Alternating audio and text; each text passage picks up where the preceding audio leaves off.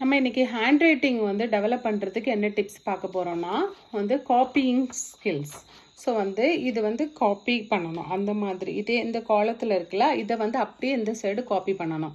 So வந்து சிம்பிளாக இருக்குது. இது வந்து standing line, slipping line, circle plus இந்த ரொம்ப சிம்பிள். லைக் ரொம்ப சின்ன பிள்ளைங்களுக்கு கொடுக்கலாம், ப்ரீ ஸ்கூல் பிள்ளைங்க அந்த மாதிரி ப்ராக்டிஸ் பண்ணுறதுக்கு.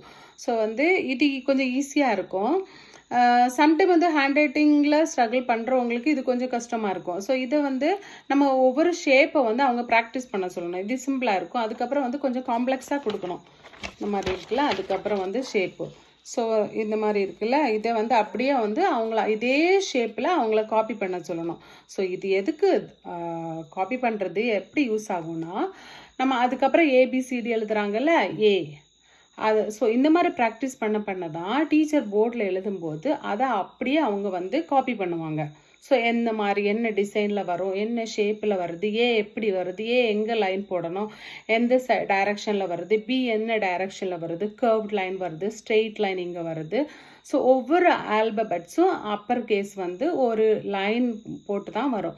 ஸோ இந்த மாதிரி ப்ராக்டிஸ் பண்ணுறது போது அவங்களோட அந்த ஆல்பபெட்ஸ் ரைட்டிங் ஸ்கில்ஸ் வந்து இம்ப்ரூவ் ஆகும். ஸோ இதை வந்து காப்பியிங் ஸ்கில்ஸ் சொல்லுவாங்க. அதை வந்து எப்படி வந்து ப்ரொஜெக்ட் பண்ணுறாங்க, அதை பார்த்து அவங்க நோட் புக்கில் டீச்சர் போர்டில் எழுதுறத எப்படி பார்த்து அவங்க நோட் புக்கில் எழுதுகிறாங்க அப்படின்னு சொல்லிட்டு பண்ணுறதுக்கு இந்த ஆக்டிவிட்டீஸ் வந்து அவங்களுக்கு ரொம்பவே ஹெல்ப்ஃபுல்லாக இருக்கும். இது one of the hand writing tips, copying skills. Okay, thank you so much. இன்னொரு வீடியோவில் பார்க்கலாம். பாய்.